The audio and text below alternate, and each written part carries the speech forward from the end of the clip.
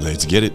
This is Life's Essential Ingredients with Jeff and a Mike, where we hope to inform, inspire, and transform lives, one essential ingredient at a time. Welcome to the show.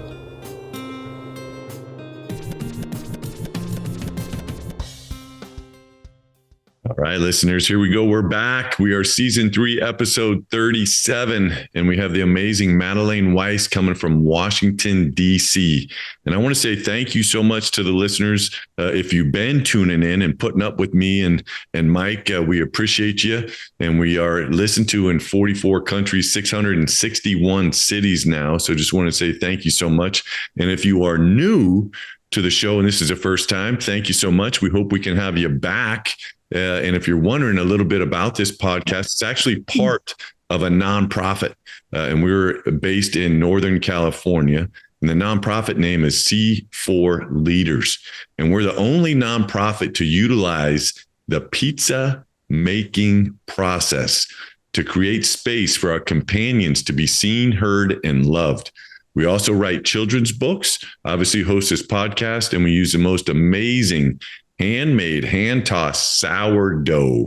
That's right, sourdough pizza to bring out the best in each other. If you're interested in kind of checking out that work, I think the best place to find us and support us is just through pizzadays.org. So thank you so much. So let's get into our guests. And the first thing that I like everybody to know is the best place to find her. And she has her own website, and it's Madeleine Weiss, and I'm going to spell it out, MadelaneWeiss.com. So make sure you go check her out. It's an incredible site with lots of good information. So about Madeleine, she is a Harvard-trained licensed psychotherapist, mindset expert, and board-certified executive, career, and life coach who helps people master their minds so they can maintain and enjoy satisfaction and success in all areas of their lives.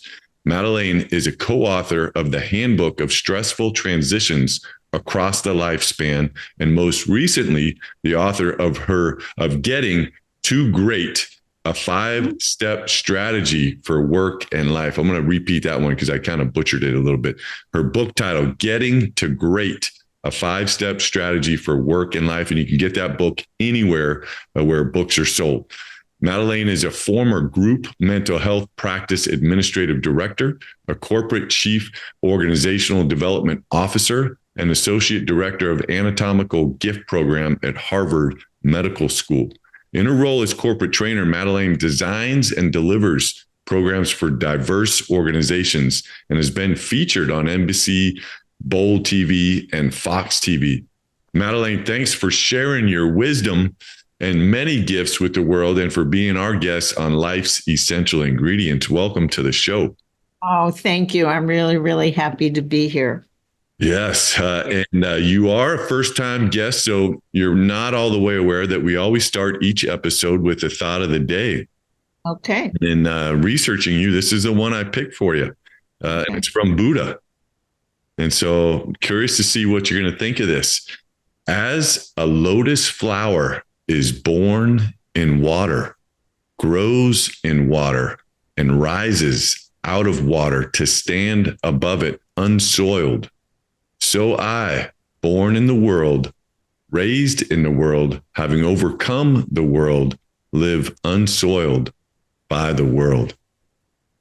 Why would I? And that's a tough one. Why would I pick that for you? That's a lovely aspiration. We're all trying.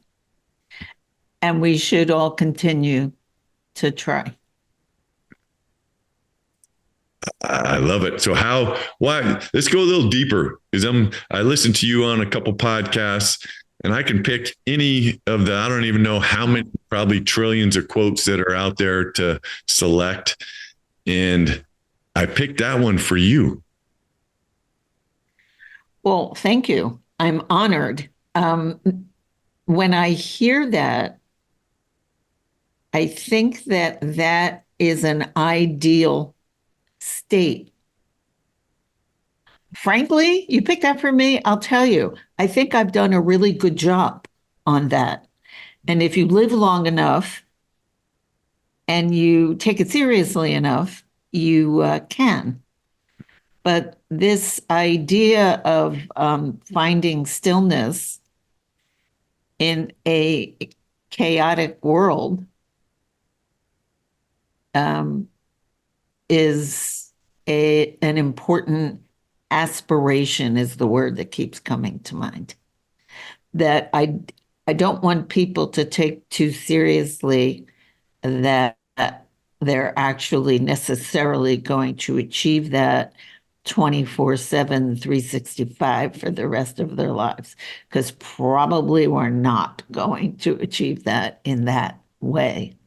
But knowing that moments of that are possible and then stringing them together over a lifetime will give us all a really nice experience of the peace that is possible.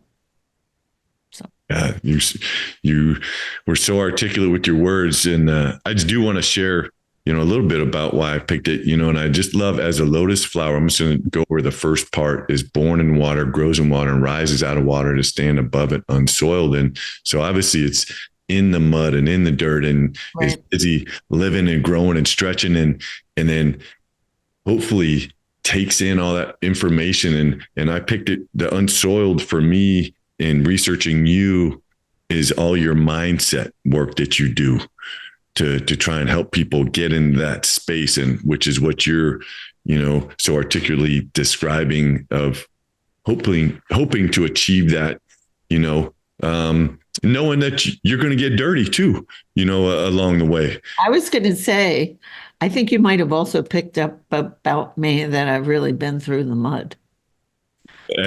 Correct. And as we all have, and how, which is why I love doing this show and why I love the listeners tuning in, because so many times there's so many words that are not spoken, and people don't have the courage that you have, and or just don't have the platform at times and the courage to take that first step towards saying, yeah, I'm not perfect. And I am a little bit dirty, and I have been muddied up, and I have lived a little bit, and I had been drowning in water a little bit.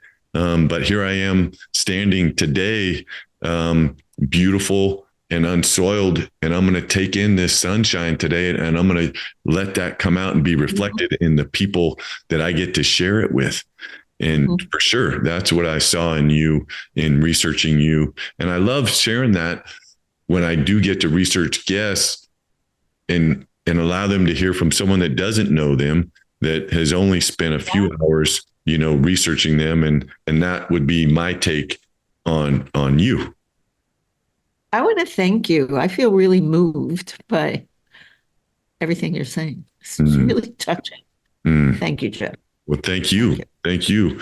And this is, it's what I just love. I'm getting goosebumps, and I just love doing it. Mike and I started this show, during COVID, as a way to connect. And Mike is a co-host who's just not able to make it today, but we always just want to start with just helping one person, and that one person has always been me or him, and I'm taking notes the whole time. And I've got so many great tips from all the guests, and even just spending the time researching. And I think the world gets busy.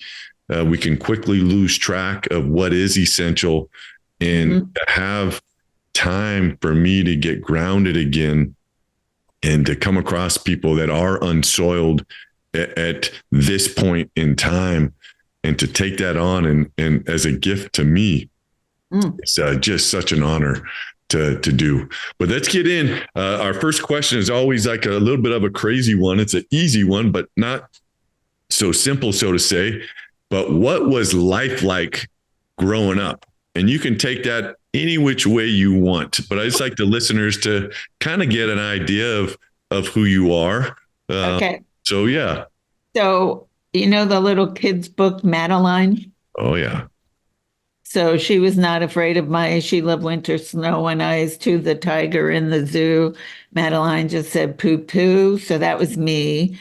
Too many times to my dad. So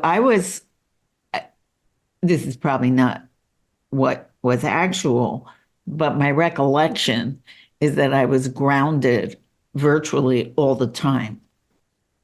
And what's so interesting to me today is because, my mother, my father, my brother were all very active and out and about, and I was grounded.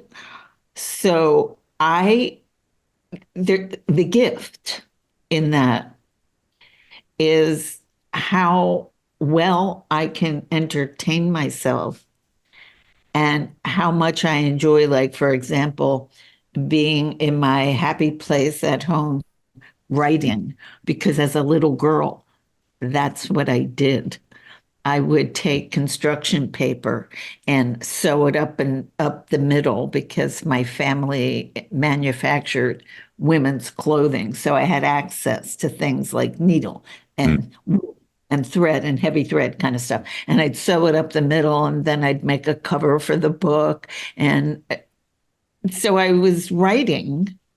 And if I had been allowed out to play, I don't know that that would have become the joy for me, the entertainment, the fulfillment for me that it is. So as a child, I remember being grounded a lot. That was a long answer to the question, but that's kind of, and I mentioned to you that when I was 15 and my dad was 42, he died suddenly of a stroke. And I was grounded at the time. And, people didn't talk to their children then the way we do now about their feelings and how they're taking in the world. And so I just figured it was me, like he died of me, kind of a thing until, and this is in my book. This is how the book starts, actually, because it tells you why I do what I do today. Um, but one day at the cemetery, I broke down with my mother about how all my fault it was. And she said, "No, honey, it wasn't you, it was work." So now, of course, I help busy people find more hours in the day and more energy and peace of mind and clarity and focus and freedom and fulfillment and all that good stuff so that they can enjoy and sustain happier, healthier, prosperous, and productive lives. That's my thing. Yeah. Yeah. I want to go. What a hard thing to carry. So glad that you did have that time with your mom for That her, moment. Yeah. because that definitely changed the whole trajectory of your life. That conversation right there, Well, because I didn't start out doing the work that I'm doing today. I started out, I was worried about my mother financially. So I didn't go to four-year college right out of high school. I went to the University of Pennsylvania Graduate Hospital School of Medical Technology because it was an 18-month program. So I started out in laboratories and like the USDA biological control lab or a hospital clinical chemistry lab. So I was working with some pretty icky stuff, bugs and blood and other things that because you're in the medical field. And just little by little, inched my way over time, like something would just come to me. You should go to social work school. Okay, fine. I went. You should go to business school. Okay, fine. This. I think that the quieter we get on the inside, the more things bubble up that are our true selves. So people say, I don't know whether I should do this. I don't know whether I should do that. I don't know what my purpose is. And I think it's because they can't hear it because the world is so noisy and many people are very noisy on the inside. So I I hear it. It like comes to me. And if it comes to me more than like once or maybe twice, it keeps coming. I'm in. I agree 1000%. And I love that. The quieter we can get Yeah. on the inside, the more bubble up we can tap into our true selves. And it's interesting that you use that word bubble up. The second book that I wrote, it's all around pizza, but this one was about my second boxer, and her name was Lucy. And the title of the book is Lucy's Secret Sauce. And it's basically about how the sauce is kind of bubbling inside us all. But if we can create the space and have the courage to take action towards sharing that, and part of that is sitting quietly, and I'm going to jump around here a little bit because I got so fired up when I was introducing you, and all your mindset expert, all your certifications that you have, all those are amazing. But then you get into who helps people master their minds so they can maintain and enjoy satisfaction and success in all areas of their lives. That's powerful statement, and then you just talk about the quieter we can get, so I got a little bit of an ignorant question, for a listener who's like, man, I would love that. What's one step that they can take right now to just kind of quiet their mind, to be able to listen? So on my website, first of all, I want to offer to your listeners, each one of you, for anyone who is interested, a free strategy session to talk about that question or anything else that, I'll use the term, bubbles up during this time. You can do that from the website. If you go to the website for that or any other reason, I have a weekly blog where I always pick out a piece of science and then sort of dish on it from my clinical and personal experience, both, to sort of embellish the research that I like to report on. But there's also, and this is the answer to your question, there's also a tab that says it's either power breathing or power breath. That is a one-page, if you click there, it's a one-page instruction on a 30-second mindset reset. So the mind wanders 70% of the time, they say. And it wanders largely into past regrets or future worries. And so hearing your internal guidance is not going to happen during those times when we're wringing our hands about what we woulda, shoulda, coulda, or what's coming next and that sort of thing. So this exercise, which literally takes 30 seconds, resets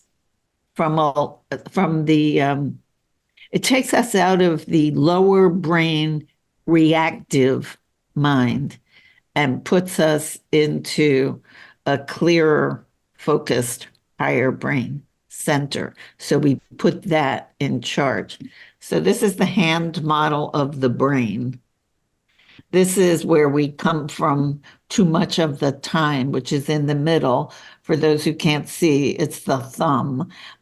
And the brain should be like a fist.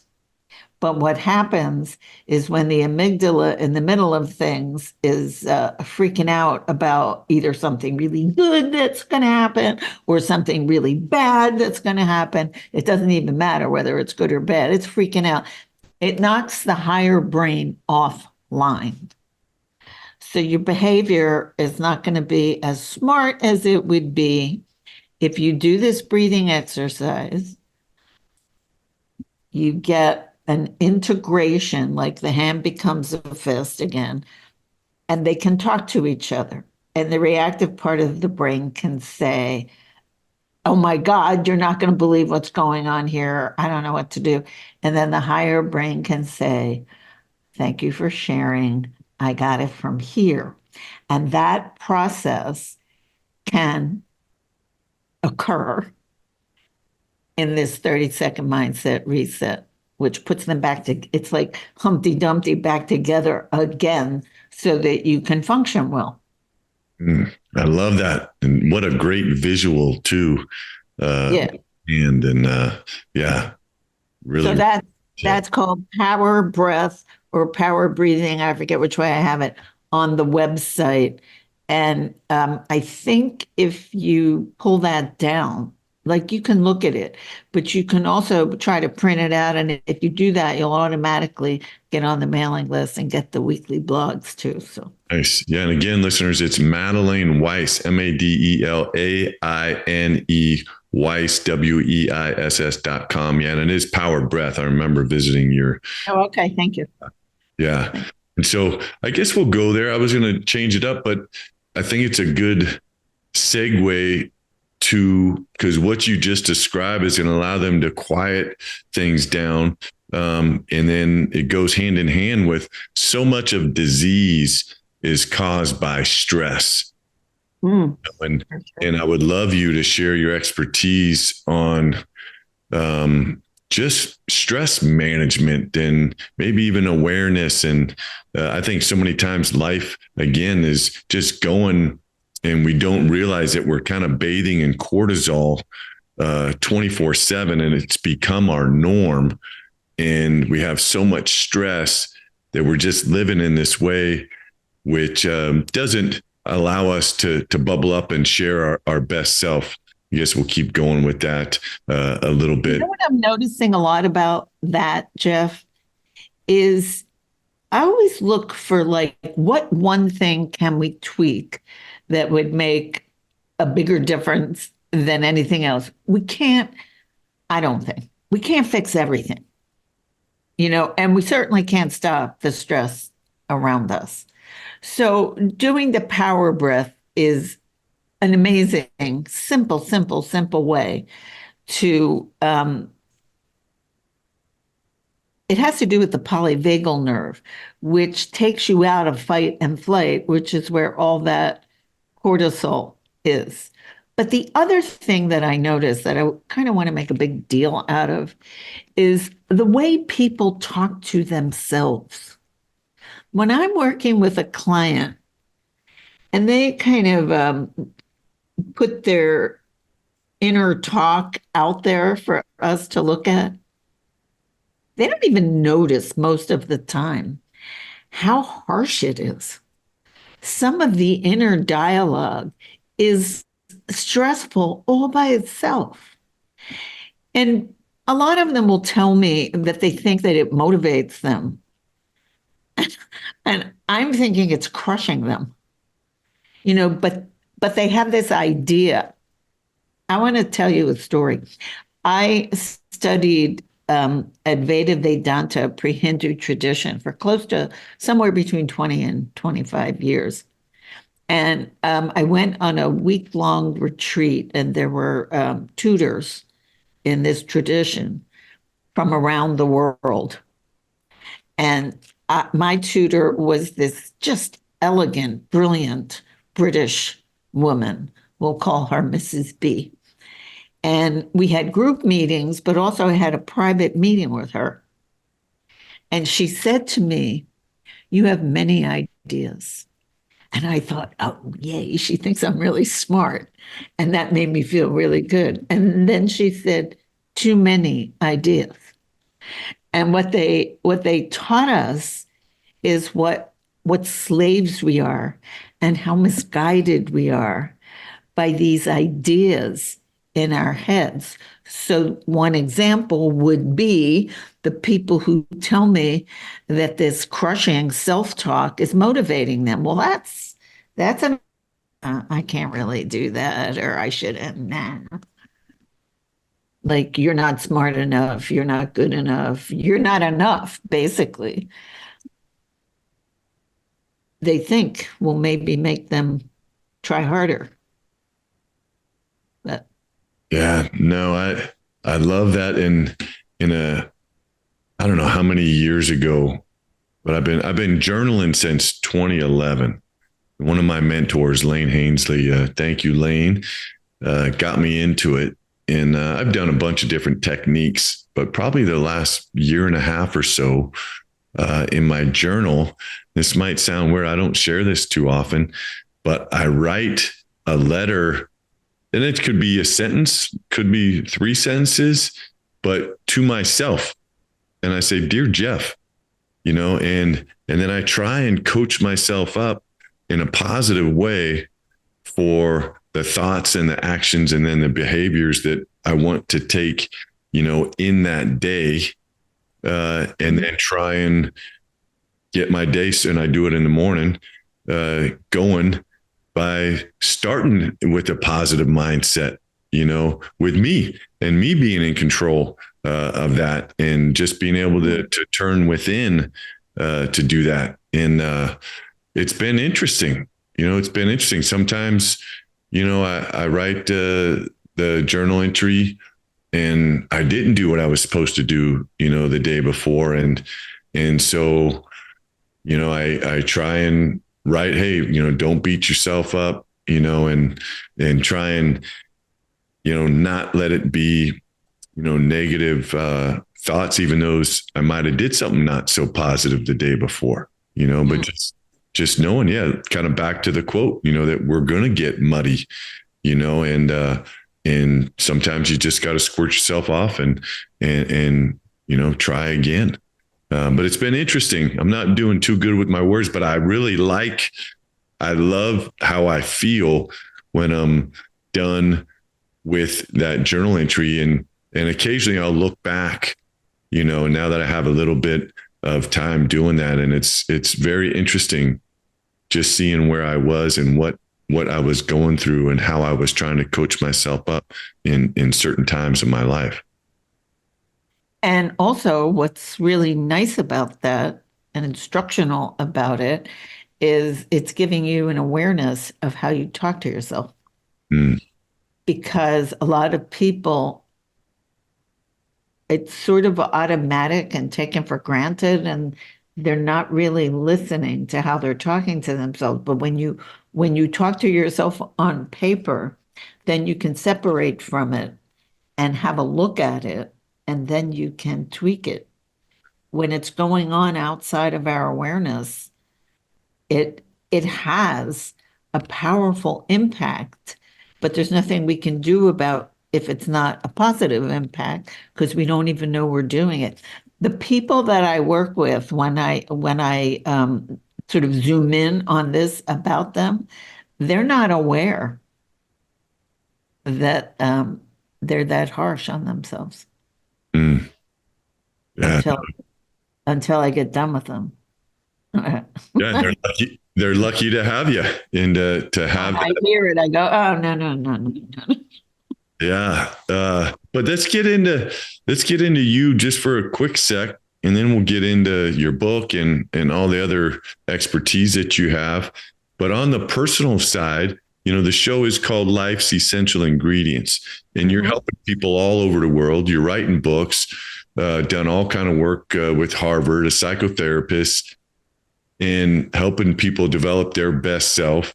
How do you do that for yourself? What would be a few essential ingredients of, you can take it of how you start your day, end your day, components within your day, anything that the listener can take in and say, oh man, that's something I would like to explore. And is that a way for me to gain awareness and incorporate some ingredients that might help me, perform better and be in a better space, so to say? Another example of something unfortunate that turned out to be a blessing is that I don't think anyone knew that I was smart until I finally did go to college, and I was in a honors thesis seminar, and it was noted. And that was the first time that I heard it. The blessing that I'm talking about is that the expectations on me were so low that I walk around and I wish I could like put the feeling in a bottle and give it to people who didn't have low expectations on them. But the expectations were so low that, like, I'm like tickled pink with anything and everything that I accomplish, because who'd have thunk? Like, who'd have thunk that I would write a real book? Like, I actually got into Harvard for a PhD program, and I turned them down, if you can even believe that. Like, who who does that? Who does that? But I think that it was early enough on that I hadn't caught up with myself as somebody who would get that kind of acceptance from that kind of place. I made it up to myself by doing my trainings there and that sort of thing. But there's something about being appreciative of oneself for accomplishments that are not like off the charts, they're not amazing. I'm not the Time Person of the Year like Taylor Swift or anything like that. But whatever it is, I feel just really grateful. I should also tell you, Jeff, especially since you're a nurse, I had flesh-eating disease, believe that or not.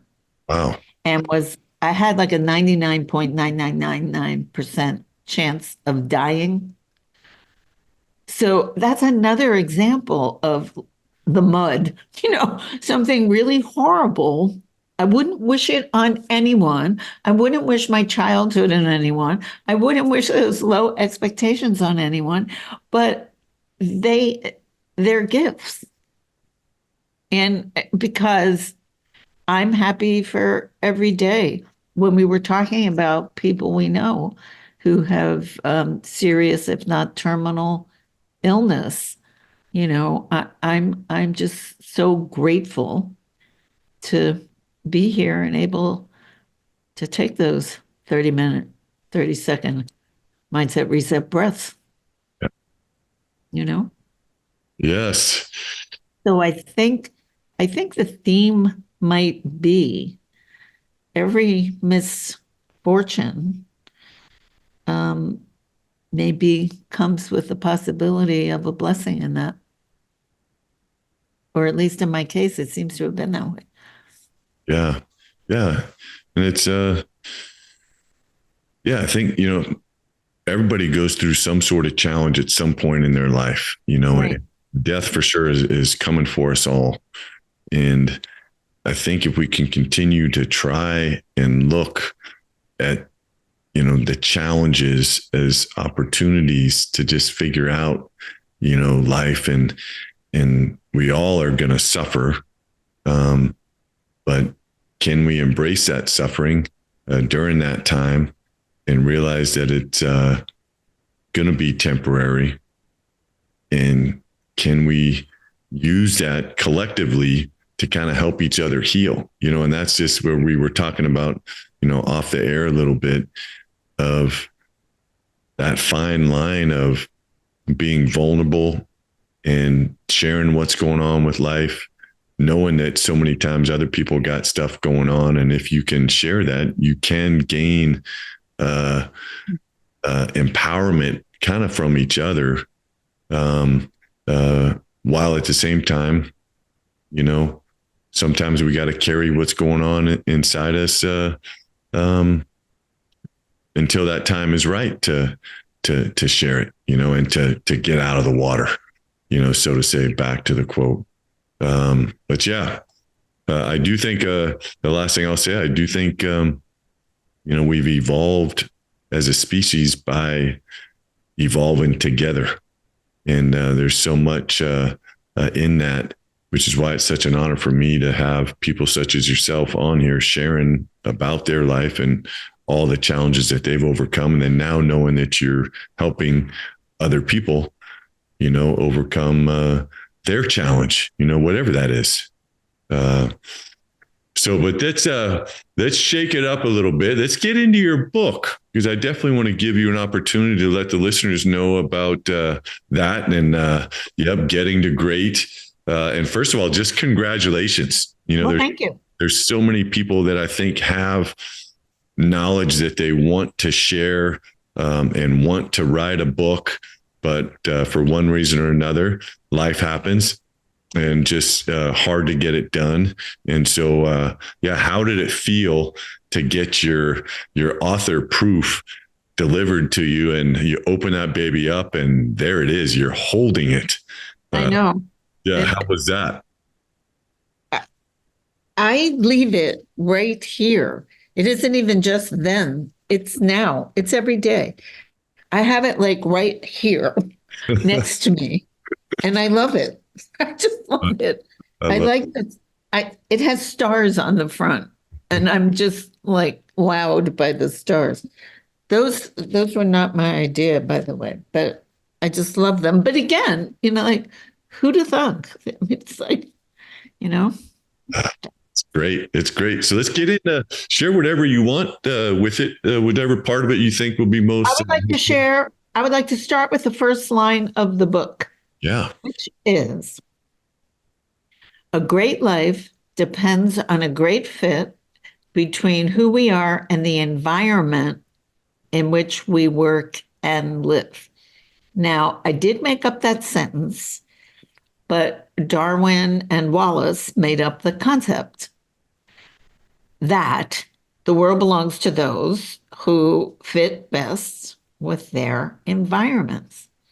And so many people are in the wrong place at the wrong time and misinterpret that means there's something wrong with them. And what it might mean more is that the individual environment fit is not aligned. So I could go through the acronym if you want me to. Yeah, that'd be great. Okay. So you can only imagine how happy I was when I saw that it fit into G.R.E.A.T, which is now my favorite word. So the G is for grounding. And what I mean by that is that people don't typically come to work with me and say, can you give me a great life? Usually they just have a sense that something's not right. They're not happy. They don't know what it is, or they think they do know what it is, which may or may not be what it is, and all of that. But people, because I've seen so many people get from here to there to find their smiles. I've had like even people say, I'm so happy, I almost can't stand it. And I say, yeah, and that's the next part of our work so that you don't sabotage it because you can't stand it. But so I hold a space until they can step into it to be grounded in the idea that a great life is possible and they have everything they need to get there. So that's the ground. That's the grounding. Love that statement. And then the R is, if a great life depends on the good fit between who you are and the environment, that you have to recognize who you are. And that's not who someone told you should be necessarily. And it's not even who you may have thought you should be necessarily, although it might be, but maybe not. But there's that truer self that we talked about that bubbles up if we can be quiet enough to hear it, that tells us who we really are and what really matters to us. And we are recognize that. And then once we have a sense of that, people can go E for exploring. So there's a great big world out there, and maybe the environment in our work or our life or both, maybe we thought, nah, I can't do that. Or maybe we thought we could do it, but someone else would have a problem with it, or maybe it was something that we never even thought of. because people can be very narrow-minded in what they think is possible for them. So we go exploring, but that's sort of like dreamland, la la land. The whole world is open to us now, and we can't stay there. So William James said, action doesn't guarantee happiness, but there's no happiness without it. So the A, G.R.E.A., is for action. And then when people start to move, mess with their lives a little bit, mess with their status quo a little bit, get out of their comfort zone a little bit, which we hope will happen. Otherwise, they're frozen in this forever place that didn't feel that good in the first place. So the T is for, and you can pick which word you like, tending, tackling, or taming the normal, natural, inherent resistance to change that human beings go through. So that's the G.R.E.A.T. And what happened is one day I said to myself, geez, these people are doing really great. And I'm trained in psychodynamic psychotherapy. I'm a big fan of evolutionary biology and psychology, and I have a business degree. So I studied the sort of psychodynamics of group life and organizations and all blah, blah, blah. And then there's the Advaita Vedanta pre-Hindu traditional and Buddhism. And I thought, well, there's no telling what tool I'm pulling out at any given time. So I'm trying to figure out what is working here. And the people were also different, age and gender and occupation and ethnicity, it was all over the place. So I'm figuring, what is it? What is it? What is it? So I took one day, I actually did this. I took all of my folders, all of the clients that I was working with, and I laid them out on the floor, and I sat on the floor with all these folders. And I thought, what do they have in common? What's the common denominator? And it was this process that they go through, how they are when they begin sort of ungrounded in the idea that they can have a great life and that they have everything they need to get them there. And then who are they and what's possible out there for them that they may never have thought of. And like, what are you going to do to get off the dime? Because you have to. And then it could be scary. And yeah. Hmm. Yeah, I love it. And I love how you just explained it right then of looking on not the negative side, but helping them recognize, where they were with your acronym of GREAT, and then just flipping that on top of itself and then having them navigate and come up with what it is that they want to do and the actions that they're taking. Yeah, I want to say this one thing because I think it's so important. So I can give you a case example of a doctor who didn't like the American healthcare system. And through our work, he got this idea that he's picking up his family and moving to New Zealand, I think it was, where he thought he might prefer to practice. So there's that, like way out there. But I've also worked with people who fell in love with exactly where they were. So when you're exploring the environment, it's not just the external environment. It's very importantly what we talked about before, the internal environment. Like what the heck is going on inside of us that is not a good fit, that is not healthful, that is not helpful. So again, cases where people realize, and one of them said it in the best way. She said, you know what? 85% of my life, I now think 85% of my life is really great. And the other 15% is nothing I can't handle.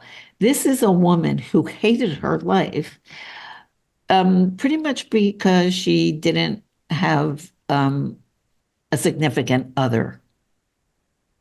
And because of that, it was get that disappointment or dissatisfaction was getting on everything. She had a great job.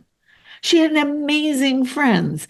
She had a beautiful home. I mean, she had such 85% of a great life that she couldn't appreciate because her mind was making the one thing ruin every single thing else. And when she said that to me, that 85, that just really knocked my socks off. They just, after a while, something clicks and they just bring it to you. And it's like, we did that. We did that. Oh man, I don't know where to go now. I know you're like one of your expertise is in helping people with decision making. Yeah. Do you want to explore? And I could have swore I heard something on peak. I loved how you titled it "Peak Performance Decision Making." That just kind of sounds intriguing. Is that a good place to go? Sure. The After I wrote the book, so I had this great big aha with the 5 steps that they all have in common, and it worked into the acronym great, and I'm all excited about that. And the thing is published and it's out. And the next thing I know, shortly thereafter, I see a piece of science because I like to look at that a lot. And it said that human beings make 35,000 decisions, roughly. Adult humans make 35,000 decisions every single day. And I read that. I thought, oh my God, what is my 5 step process if not a series of decisions that we don't even know we're making all day? 30, can you even imagine? Most of them are unconscious. So, of course, and then right on the heels of that, I read that Forbes said that every company needs to put decision making at the top of its business agenda. So all of a sudden, decision making was on my radar screen.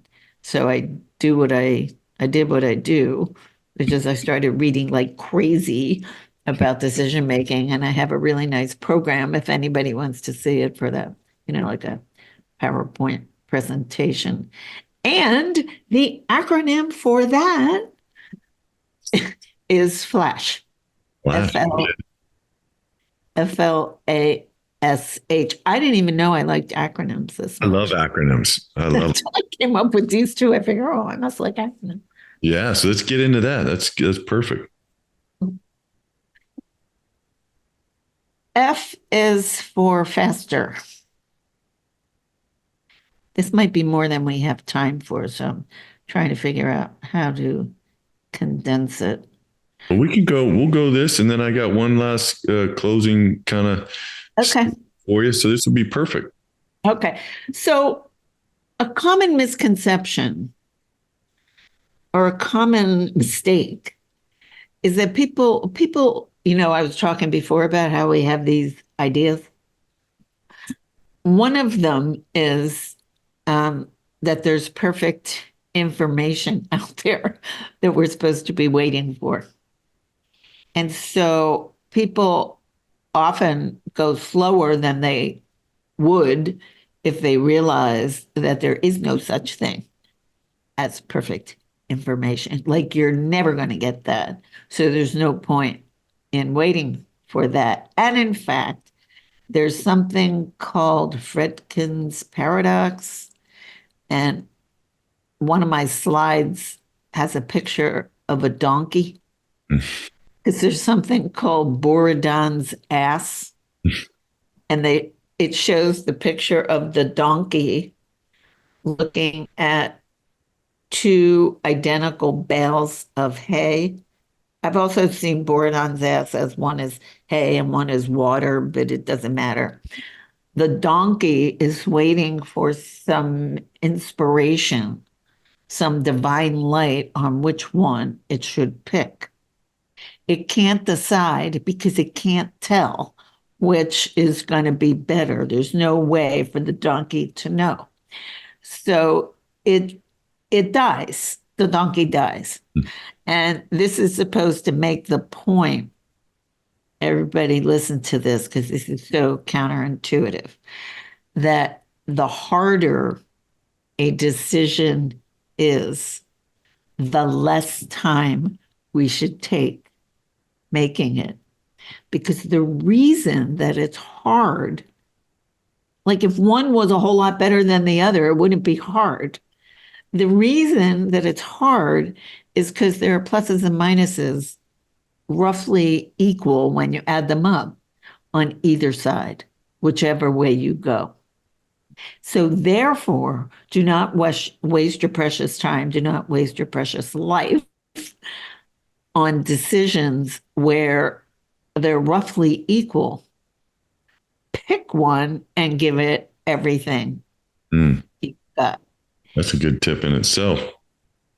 And then there's, yeah, it is, right? Like if people who have that affliction, the waiting for perfect information, going slow because you're afraid to make a mistake. There are lots of reasons why people go slower than they should. If we just tweak that, it would make a difference. Yeah. So then there's other research that said that like 66% of participants wouldn't follow a leader, a so-called leader, who appeared to be hesitating. So that's the L. That leadership demands that we appear able to act. So that's the A. Now, it can't be like we have to be a leader. We have to go faster. We have to be a leader. We have to be an actor. But not just any old action. Like you can't take impulsive action just to make it look like you can act, right? So it has to be S for smarter. And here comes the H, which is to make it smarter, it has to be coming from the higher brain. And it's also a good idea. And this is a point you were making earlier, Jeff, about how much we need each other. Lots of times there's something called CEO disease. And CEO disease is when people think that it's better and faster if they just make all the decisions themselves and never incorporate the wisdom of others. And I could go into a whole thing, but I think I won't this time around, about how much information there is in the world and how little each of us as an individual actually has access to. What our senses bring in is really, really, really small. So what I'm taking in, which is very, very small, can be very different from what you're taking in, which is also very, very small. And it's a really good idea for us to come together and share what we got. So that's kind of higher executive functioning. So it's faster, leader, actor, smarter, higher. I like it. Thank you. I like it. Faster leadership demands we should act smarter. And then, higher functioning. Faster, leader, actor, smarter, higher. Yeah. Very good. Yeah, I love acronyms. It's just a good way to learn, group things together, and stay focused. Yeah. So, hey, we're at a good spot where I kind of have a legacy kind of question, and I love quotes. And John Alston has a great quote. The only thing you take with you when you're gone is what you leave behind. Oh, I love that. And you're a young woman, and hopefully got another 50 years in you of doing your thing and serving your clients and helping this world and sharing your knowledge and studying and blossoming like that lotus flower and dusting yourself off. And now you're surrounded by all the people that love you and you have loved, and you're getting ready to take your last breath. And what is it that you want to leave behind with them? In their heart and their soul, and transferring what was in your heart and soul, so they carry that with them. I had to write a eulogy in business school. Give me a minute. I Yeah. want to retrieve it and tell you what it was.